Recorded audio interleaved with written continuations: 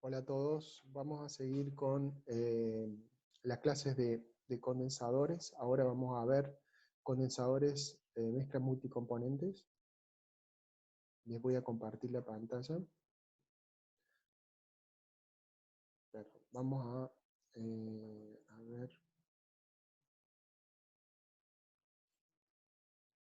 Vamos a compartir la pantalla. Voy a tratar de elevar un poquito la visualización. A ver si se ve un poquito más. Ahí estamos. Bueno, en este caso tenemos una mezcla multicomponentes, un condensador multicomponentes, a ver de qué tipo, horizontal por carcasa, ¿sí? Vamos a hacer un horizontal por carcasa. Son ejercicios tipo base, así que tienen mucha explicación, tienen muchas acotaciones, esas las hemos ido haciendo con el objeto de que les quede un poco más claro, esperemos que sea así. Bueno, básicamente, se desea condensar a 95% una mezcla binaria que tiene carbono 6 y carbono 10, o sea, hexano y decano, ¿sí? El condensador ingresan 40.000 libras horas de vapor que opera a 1,5, ¿sí? Esa es la presión de operación. Esto es la presión manométrica. Debiendo a la salida disponer de 1,1. O sea, acá tenemos un rango de 0,4 kilogramos sobre centímetro cuadrado, el delta P máximo. Bueno, para la operación usamos agua a 25 grados como refrigerante, con un salto térmico de 30 y una delta P de 0,5. ¿Sí?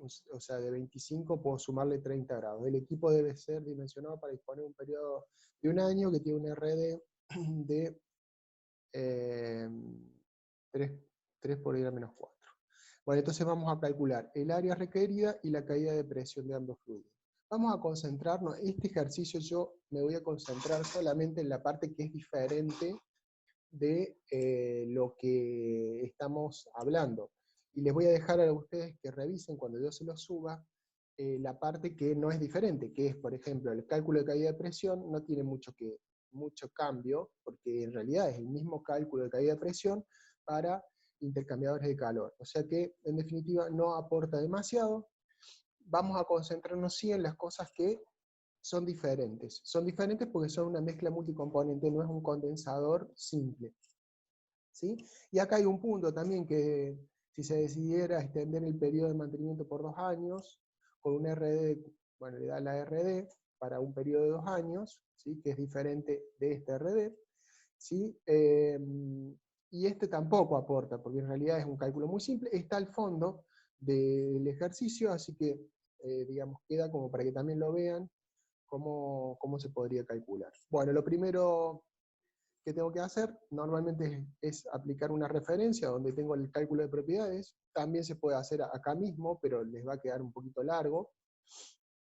Y bueno, ¿cuáles son los datos iniciales? Entonces, 40.000 libras hora, una presión manométrica de 1,5, la presión de operación, bueno, esto en el archivo de propiedades se cambia directamente, ya viene de allá, una presión de 2,45 porque se sumó una atmósfera, temperatura de entrada del agua, salto térmico del agua, temperatura de salida que da. Fíjense que acá lo que estoy definiendo ya es la temperatura de entrada y salida, con lo cual el caudal del agua va a quedar totalmente definido.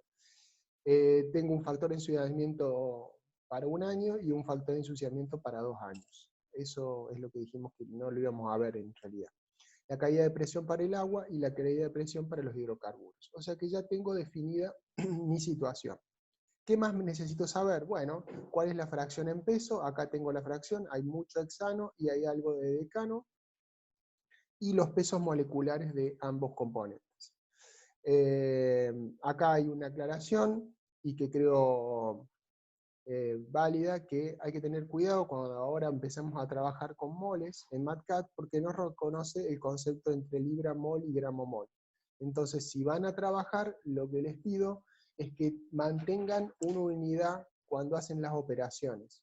Es decir, no cambien de unidades de másicas, porque si cambian de unidades másicas, existe la posibilidad de que lleven un error. Entonces, si trabajan con libras, trabajen todo con libras, para que después sea libra-mol, y si trabajan con kilogramos, trabajen todo con kilogramos o gramos, para que sea gramos-mol. ¿Sí? Bueno, básicamente lo que habíamos visto en el teórico inicial, cuando les expliqué cómo se funcionaba, acuérdense, nosotros estamos trabajando con una fracción en peso, normalmente trabajamos en fracciones en peso cuando hacíamos intercambiadores de calor, ahora lo tenemos que cambiar a fracciones molares. ¿Por qué lo hacemos esto? Porque todos los trabajos que vamos a hacer con las mezclas multicomponentes, con la fisicoquímica de esa mezcla, necesariamente tiene que estar en moles. Entonces lo vamos a hacer así. ¿Cómo se hace? Bueno, la fracción que tengo en peso que ya sacamos por la alimentación me da la cantidad de libras hora de cada uno de los componentes. Una vez que tengo las libras hora de cada componente, puedo perfectamente dividir por el peso molecular. Este peso molecular ya lo tenemos, allá arriba lo habíamos definido, en la parte superior, para que no queden dudas. Acá lo habíamos definido, entonces aplicando esta corrección con su correspondiente subíndice, puedo obtener la cantidad de moles hora. Como verán, son valores mucho más grandes, porque la cantidad de moles cambia. Entonces, el caudal de alimentación, ya hago la sumatoria de esto y obtengo el caudal de alimentación. Con lo cual, también puedo calcular las fracciones molares de la alimentación. O sea, voy a tener 93,7 de hexano y 0,063 de carbo. ¿Sí? Entonces, como habíamos dicho, ¿qué es lo que tengo que hacer? Lo que tengo que hacer es calcular cuál es mi salto térmico que tiene la condensación, es decir, arranca condensando a una determinada temperatura y termina condensando a otra temperatura. ¿Sí? Vamos a calcular eso calculando el punto rocío y el punto burbuja. El punto rocío lo calculo sabiendo que tengo dos componentes, aplicando las ecuaciones de equilibrio de los dos componentes con una temperatura de rocío con una ecuación de equilibrio que tiene en cuenta la temperatura de rocío. Este es una incógnita, como también es una incógnita las fracciones molares de la primera gota de rocío. La sumatoria tiene que ser igual a 1. Entonces, haciendo un given find, ¿sí?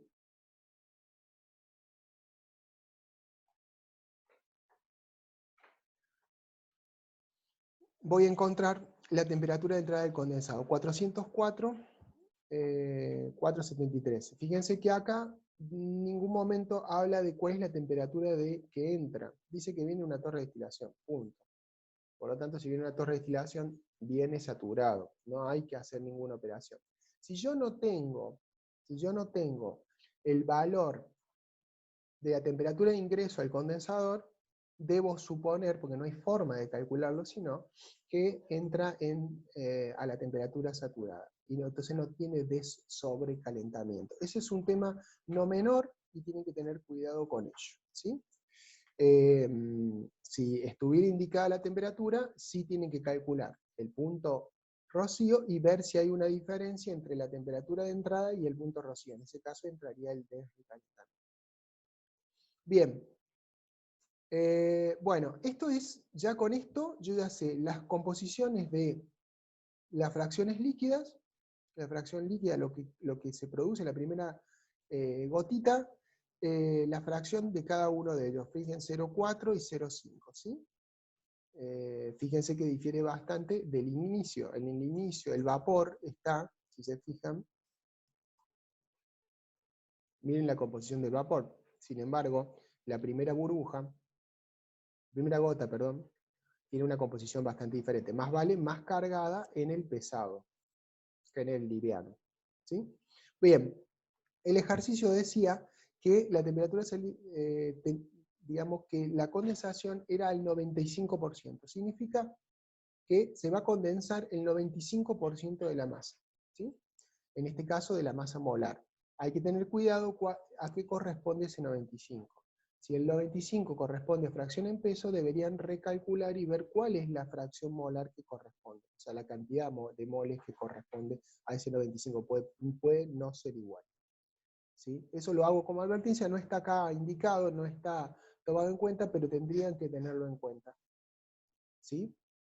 Bueno, ¿qué es lo que hago? Bueno, hago lo mismo exactamente que hice para la temperatura, para sacar la temperatura de rocío, pero lo que voy a hacer es calcular cuál es la temperatura en la cual se iguala lo siguiente. Se dice, se hacen las relaciones de equilibrio, se hace el balance de masa por componente acá, lo que ingresó por la composición de lo que ingresó en la primera etapa, o sea, cuando ingresa al condensador el vapor del componente 1, del componente 2, va a ser igual al vapor residual, que es el vapor 4, es el cuarto intervalo, el líquido que se produjo a lo largo de todo el proceso de los intervalos, con la composición, y lo mismo para el componente 2, ¿sí? La suma de las fracciones líquidas y la suma de las fracciones de vapor son iguales a 1. Entonces tenemos 1, 2, 3, 4, 5, 6 ecuaciones, y nosotros ¿qué incógnita tenemos? Necesitamos saber 1, 2, o sea, cuánto queda de vapor, cuánto queda de líquido, ¿sí?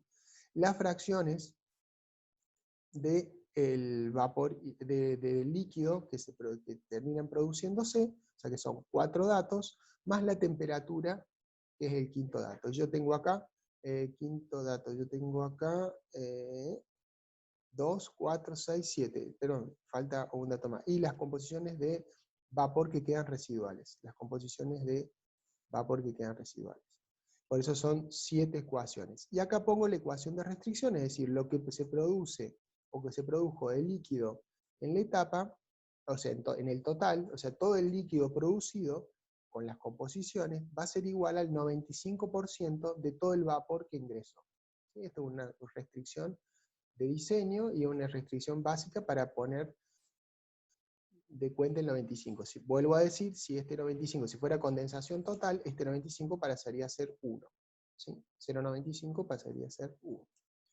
Entonces, con esto saco la temperatura de salida. Entonces yo ya tengo el rango de condensación.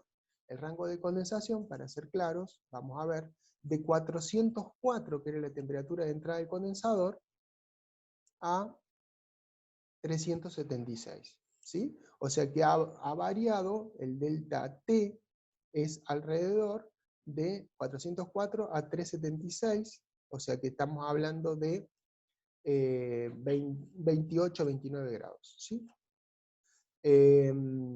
Bueno, las composiciones de salida, ¿cómo va a quedar a la salida? Va a quedar prácticamente nada, 2,89 por día a la menos 3 del componente más pesado, y prácticamente todo lo que es de ese 5% va a ser el componente más liviano. Eso tiene una lógica, y esas son las cosas que tenemos que verificar, que tengan una lógica. Lo mismo acá, tenemos que ver la lógica.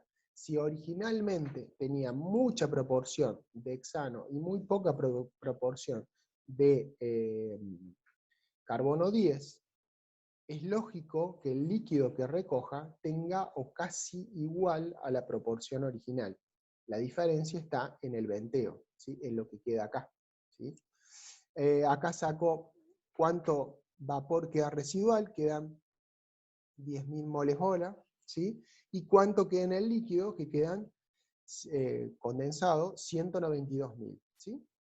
Moles hora. ¿Sí? El 5% es la cantidad de vapor. Entonces yo lo que puedo hacer acá, hacer una comprobación. ¿Qué es lo que hago? Y bueno, calculo la sumatoria del vapor por cada componente, ¿sí? La sumatoria del líquido por cada componente, y después sumo el líquido más el vapor del componente, el líquido más el vapor del componente, en la última etapa, y deberían ser igual, 22 por 10⁻⁵, a la ingreso para que cumplir el balance de masa. Esto lo hago como una corroboración. ¿Por qué lo hago así? Y lo hago así para chequear. Vuelvo a decir, el problema acá de estos ejercicios es que hay mucho cálculo. Como hay mucho cálculo, y ustedes, como es lógico, no van a tipear todo de cero, y tienen que tener lugares donde chequear que la información que están procesando tenga un hilo conductor. y que pueda ser seguida, entendida, y que tenga una lógica. ¿Sí? ¿Por qué? Porque si ustedes cometen un error, cualquiera sea, poner mal una multiplicación, lo que sea que haya pasado, y les da una inconsistencia, como por ejemplo acá, que el resultado del L4 más el B4, es decir, el caudal de líquido a la salida y el caudal de vapor a la salida, la suma de los dos, no da el líquido de entrada, el vapor de entrada, seguramente lo que podemos decir es que está equivocado. Y está equivocado porque no cierra el balance de masa. Yo me voy a ir parando en cada una de estas situaciones para que ustedes entiendan claramente qué es lo que está pasando, ¿sí? Y cuáles son los puntos que tienen que tener cuidado. Más que cuidado, prestar atención. Prestar atención. Si encuentran una diferencia importante, y bueno, será el momento de revisar y no seguir con el cálculo que después no saben dónde está el problema. Por eso es importante, y vuelvo a remarcar, muy importante, chequear los datos que van recibiendo del trabajo que van haciendo. Lo vamos a ver. Bueno, una vez que yo tengo la temperatura de entrada y la temperatura de salida, yo tengo el rango de condensación. Si yo tengo el rango de condensación, voy a cortar en rodajas al intercambiador, como habíamos dicho en el teórico. ¿Cómo lo cortamos? Bueno, en este caso, como dijimos, esta es una mezcla simple, dos hidrocarburos, no debería ser muy problemática, uno está con una alta proporción y otro tiene muy baja proporción proporcionalmente, con lo cual no debería haber demasiado problema y la curva debería ser bastante simple. Como la curva es bastante simple, yo lo voy a dividir en intervalos iguales. Es esta diferencia, o sea, la temperatura de entrada, la temperatura de salida, dividido 3, nos da 9, o sea, yo voy a tener 3 intervalos, o sea, voy a tener 4 temperaturas. Entrada, primer intervalo, segundo intervalo, tercer intervalo y salida. ¿Sí? Con lo cual, con este simple cálculo, podemos obtener la temperatura de entrada y temperatura de salida y las temperaturas intermedias. Bien, sigamos. Entonces, una vez que yo tengo los intervalos, ¿qué es lo que voy a hacer? Voy a resolver en cada uno de los intervalos. ¿Se acuerdan que dijimos? Sacamos una rodaja, y como en esa rodaja vamos a tomar la temperatura, o sea, el ingreso, las condiciones de ingreso, las condiciones finales, y eso nos va a permitir hacer una estimación lineal entre la entrada y la salida. Vamos a calcular los H de entrada y salida, y vamos a tener un H medio, ¿sí?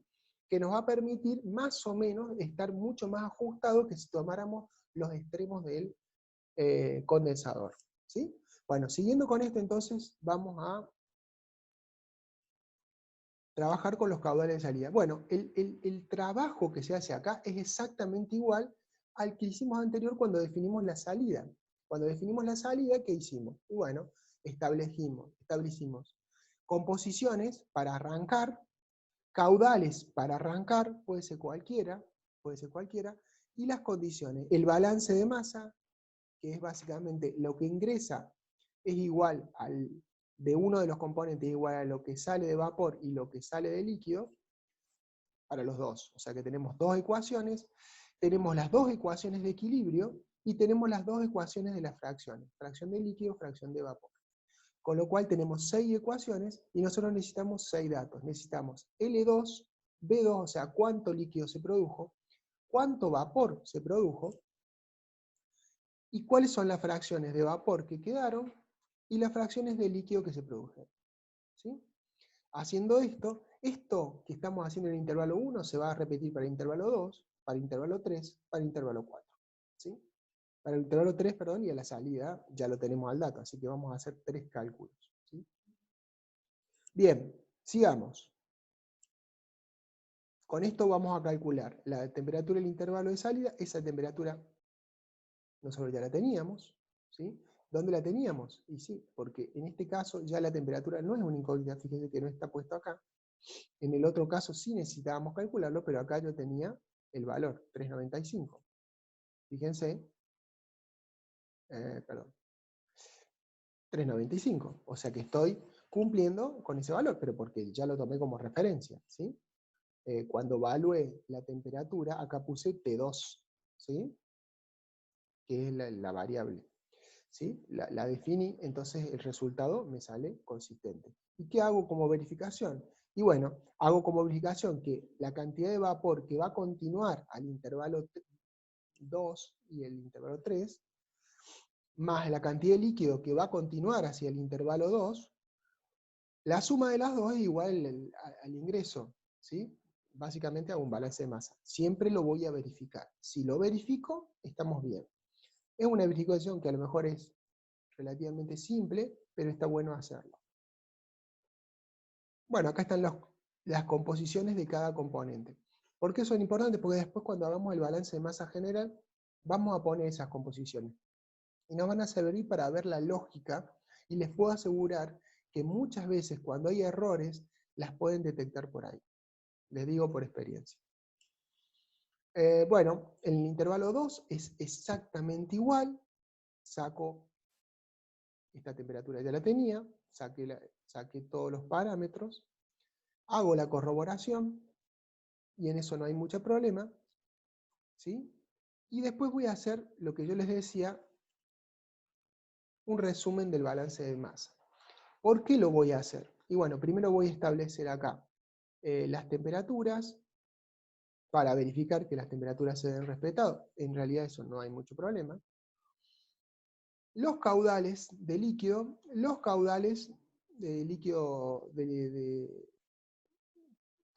total y los caudales totales. Fíjense, 20, 18, 16 y al último, la última cantidad. ¿Sí? Fíjense, esto tiene que verificarse. Fíjense que habíamos calculado que eran 10.000 moles y acá efectivamente está. Fíjense cómo cae la curva con mucho más, más importante en esta última parte. ¿Sí? Bien. Los caudales de líquido por intervalo, ¿sí? Fíjense, es en el intervalo, o sea, en el ingreso no se produjo todavía vapor, por eso está en 0. Acá se producen 154, perdón, 14.538, y acá se produce mucha cantidad de líquido. O sea, el líquido se produce básicamente en la última parte de la condensación, cuando la temperatura baja bastante. Cuando me saqué bastante el C10 que me estaba condensando mezclado, ¿sí? Y el líquido producido por intervalo, como es lógico, es la diferencia entre cada uno de estos, ¿sí? Es decir, acá no se había producido, la diferencia entre este y este me da esto. La diferencia entre esto que se produjo, ya está producido, menos esto, me da esto. Y la diferencia entre esto y esto me da esto. Fíjense las cantidades: 14, 23, 153. ¿Sí? Esto es necesario hacer esto para ver si hay alguna inconsistencia. Por ejemplo, si ustedes tuvieran, cuando hacen esta diferencia, una fluctuación muy grande, habría que ver, por eso es toda experiencia, pero habría que ver la mezcla, y ustedes saben si las mezclas son muy disímiles, si son similares, para ver si hay una inconsistencia. Lo que es importante acá es tratar de entender las inconsistencias, porque eso nos va a decir dónde está el problema, o al menos qué es lo que está pasando, o al menos si hay algún problema o algo raro en el cálculo. Vuelvo a decir, es muy difícil calcular, ustedes no van a poder hacer cálculo por cálculo, por eso lo están usando con MATLAB. También otra forma de ver las inconsistencias es a través de gráficas, ¿sí? Como por ejemplo esta. Disculpen, pero está medio lenta la máquina. Está avanzando lentamente. Bien, acá. Bien, fíjense que esto mismo que hablábamos es lo mismo que decimos. Fíjense que al principio la condensación va despacio y después tiene una abrupta caída, como es lógico, el líquido también tiene una abrupta subida, todo lo contrario. Ahora, fíjense que los caudales, acá hay una aclaración para que ustedes tengan en cuenta que el gráfico muestra moles por segundo, ¿sí? No moles por hora. ¿Sí? ¿Por qué lo hace? Porque toma la unidad mínima. Es una cuestión de MATLAB. No es grave, ni bueno ni malo, sino que es grave. Pero bueno, acá si ustedes tuvieran un pico así, a veces yo he visto ejercicios resueltos de alumnos que tienen un pico acá se va, o algo que se va para arriba, bueno, está marcándole que hay una inconsistencia, hay algo que no está bien. Y por eso es que es importante graficar, ¿sí? Bueno, esto es para definir caudales molares en los intervalos, y esto es para graficar, ahí se los muestro. A ver. Haciéndolo de a poco me genera un poco más de demora. Fíjense, acá también podemos ver si hay alguna inconsistencia o no, ya que, fíjense, le di demasiado.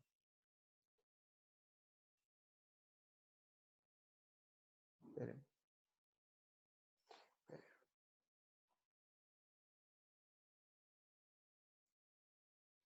Vamos a tener que avanzar con el...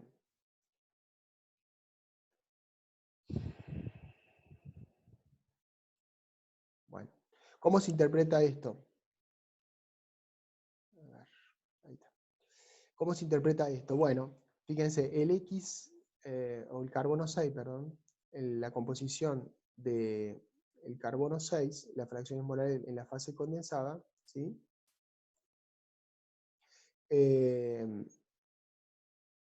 Va a subir, y al inicio tenemos mucha proporción de la fase condensada del decano, y va a ir bajando. ¿Por qué? Porque condensa al principio, este condensa menos, y después va subiendo. Eso tiene una lógica, y está bien que sea así, ¿sí?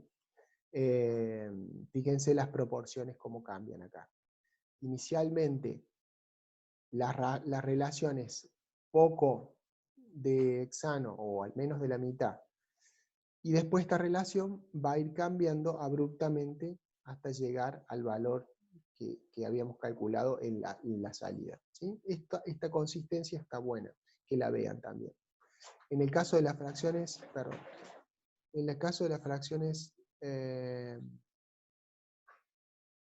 vapor, disculpen, pero me demora mucho la computadora en el procesamiento de los datos.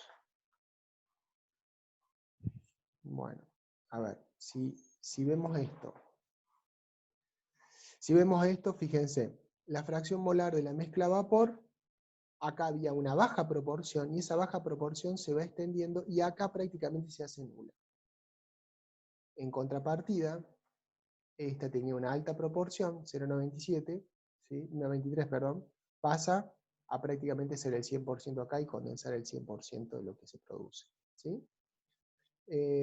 Vuelvo a decir, en estos casos, este caso es un caso bastante simple, pero podría ser bastante más complicado, poder haber más componentes, y eso está bueno mirar a ver si hay la lógica. ¿Por qué? Porque, vuelvo a decir, nosotros tomamos datos, calculamos propiedades, y esas propiedades, si hay algún error en las propiedades, lo vamos a ver en este tipo de información. Bien, bueno, ya hicimos una parte importante, que es definir la mezcla, y la podemos graficar, cómo es la mezcla, ¿sí? La propiedad es cómo va condensando, esa parte ya la definimos. Ahora lo que tenemos que hacer es hacer la parte, una vez que está definida, sé la cantidad que condensó en el primer intervalo, la del segundo y la del tercero. Como ya lo que tengo que hacer es ver qué impacto tiene eso sobre la energía, porque en definitiva, ¿para qué hago esto? Y lo hago para sacar los calores de cada uno de los intervalos, y después poder sacar el calor total y poder sacar los U de cada intervalo. Pero para empezar, tengo que sacar el calor, ¿sí? Para poder sacar el calor, no tengo otra cosa más que hacer que ponerme con la resolución termodinámica a través de las entalpías. Entonces, vamos a ir por esto. La entalpía del líquido, ¿sí?, de lo que se produzca del líquido, va a ser de 273 hasta la temperatura que tengamos de cada intervalo, por el Cp del líquido. Cuando hablamos de Cp del líquido, tenemos el Cp de cada una de las temperaturas. Acá tenemos los componentes, 1 a 2, los dos componentes, en el I, y en el J, cada una de las temperaturas de los intervalos. Con lo cual podemos hacer la siguiente matriz donde tenemos el C10 y el C6 y el C10 y podemos sacar los delta H de líquido, ¿sí? Los H o delta H o H de líquido en cada uno de los puntos, ¿sí? Para lo mismo para el vapor de cada intervalo, pero acá, ¿se acuerdan como habíamos visto ya? Yo se lo había mostrado en el teórico, el CP, o sea, hacemos de ahí desde 273, el punto 0, que fijamos como el 0, la referencia, hasta la temperatura de ebullición, va a crecer el líquido hasta llegar a la temperatura de ebullición, se va a producir la temperatura de ebullición, y después se va a llevar a la temperatura del intervalo, de la temperatura de ebullición a la temperatura del intervalo con el CP del vapor. ¿Por qué? Porque vuelvo a decir, puede ser que ese gas se tenga que enfriar. Hay una parte del gas que se va a tener que enfriar, y eso es calor sensible. Entonces con eso sacamos los H, la matriz de H para cada uno de los intervalos, y entonces empezamos a operar, ¿sí? Tenemos el H en intervalo, cuando ingresa al intervalo 1, ¿yo qué es lo que voy a tener? Y voy a tener el vapor solo. Entonces voy a tener el H de vapor, ¿sí? Por la composición de los vapores, me va a dar la cantidad de kilojoule hora, o sea, el calor.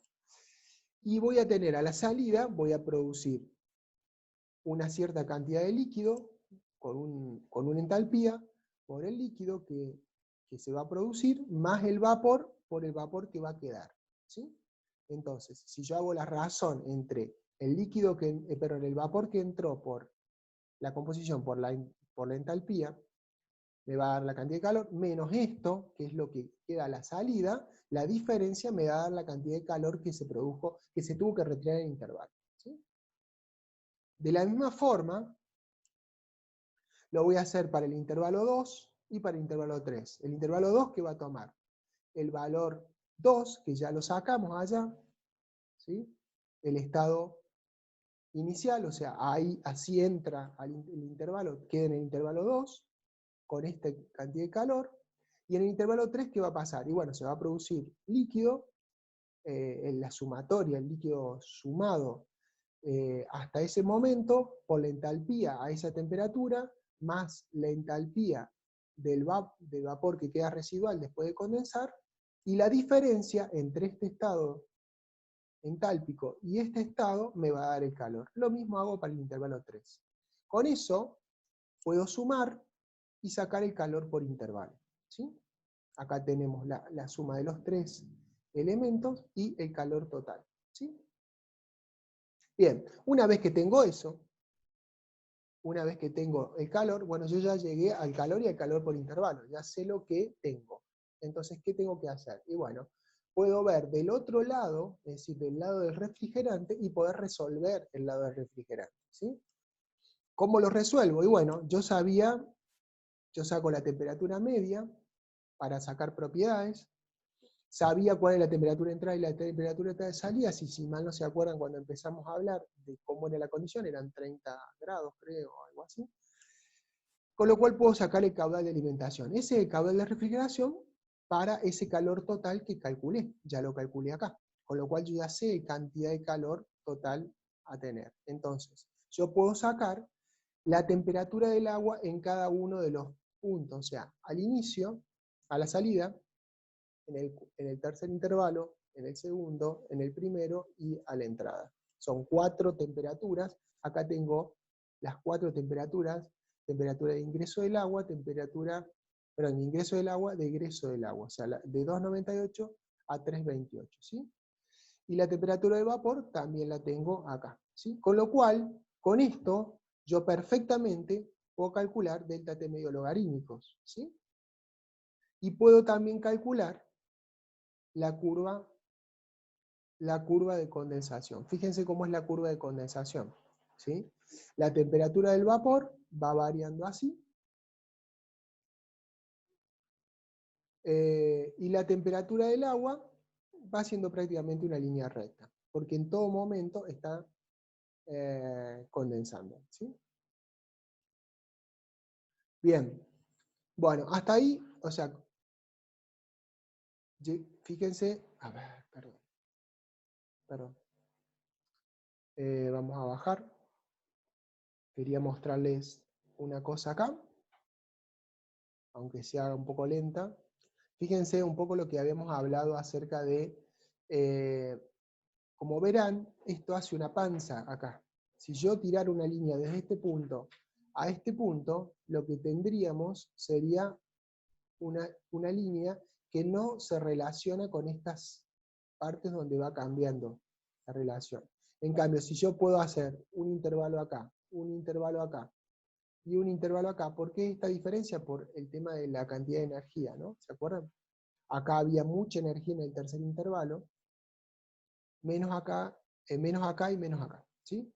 Pero fíjense que la curva de condensación es bastante diferente a lo que debería ser, no es una línea recta, acá sí es básicamente una línea recta, ¿sí? Y eso podría llevarme a tener errores, ¿sí? Bien, ¿qué es lo que sigue ahora en el cálculo? Bueno, lo que sigue en el cálculo es calcular el calor sensible de la fase vapor. ¿Por qué tengo que calcular el valor sensible? Porque si mal no se acuerdan, yo les dije que cuando hacemos multicomponentes, si quieren se los puedo buscar. Vamos a ver, vamos a bajar esto. Y vamos a compartir pantalla con lo que hemos visto de condensadores. Fíjense, ¿se acuerdan? A ver, vamos a ir a lo que les quiero mostrar, que habíamos hablado. Resumen de balance de masa, eso lo estuvimos viendo. Caudal de fluido refrigerante, calor acumulado. Bien. Fíjense, lo que decíamos acá. Nosotros lo que vamos a hacer es vamos a calcular el calor sensible, es decir, acuérdense, el gas entra a una temperatura, pero no todo condensa apenas entra, sino que va desarrollándose.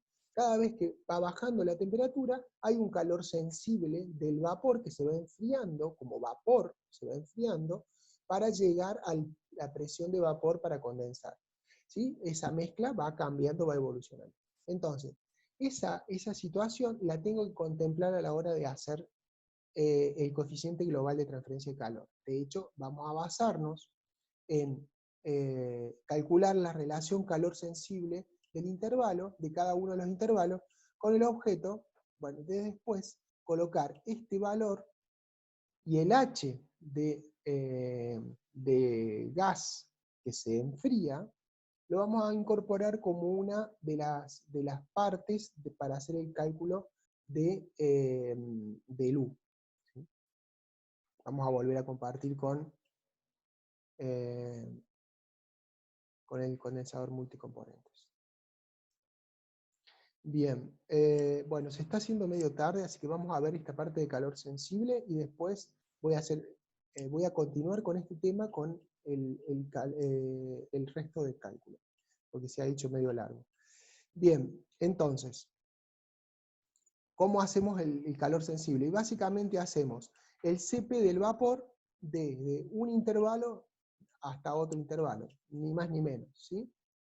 Cómo va variando para cada componente. Acá tenemos componente, acá tenemos el intervalo, cómo va variando para cada componente. Es decir, si yo arranqué ese vapor, la cantidad de vapor, esto acá vamos a salir el delta H, pero después lo vamos a multiplicar por la cantidad de vapor.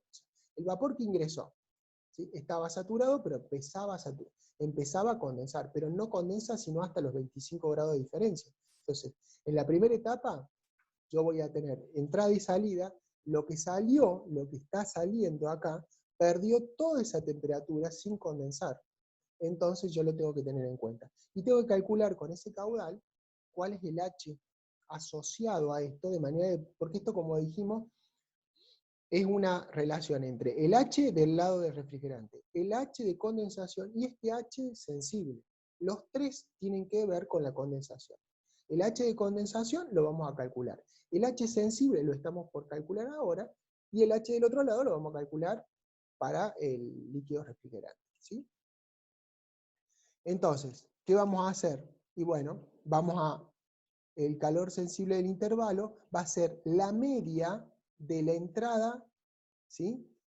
O sea, de la entrada y a la salida, porque yo a la entrada, para que quedemos claros, a la entrada yo entré con un caudal, a la salida yo me quedé con un caudal diferente de vapor, pero en el medio hubo vapor que se fue condensando. O sea, que fue bajando su temperatura primero y después condensando. Entonces, para tener una lógica de cálculo, yo no puedo tomar solamente lo que quedó acá sin condensar, porque hay parte de eso que varió, fueron 9 grados por cada intervalo. O sea, si son 9 grados, hay 2 o 3 o 4, 5, 6, tomo un valor medio. ¿Qué tomo? El caudal inicial, el caudal final del intervalo, saco el valor medio. Por eso es que acá estoy haciendo el valor medio multiplicado por esta diferencia de temperatura, diferencia de calor sensible en el intervalo. ¿Sí? Haciendo esto, yo voy a sacar el calor sensible y después, con el calor total del intervalo, porque yo lo sacamos en el balance general, global general, voy a sacar la fracción de calor sensible sobre calor total. Si se fijan, fíjense que acá al inicio hay mucho calor sensible, porque esto es una razón sobre calor total, al medio hay un calor sensible del 20%, 27%, y acá es muy bajo. ¿Sí? Bien, vamos a cortar acá, porque se me está haciendo muy tarde y va a ser muy pesado el archivo. Entonces, en el próximo, ahora inmediatamente sigo y hacemos un segundo archivo explicando el resto del ejercicio. ¿Listo? Nos vemos, hasta luego.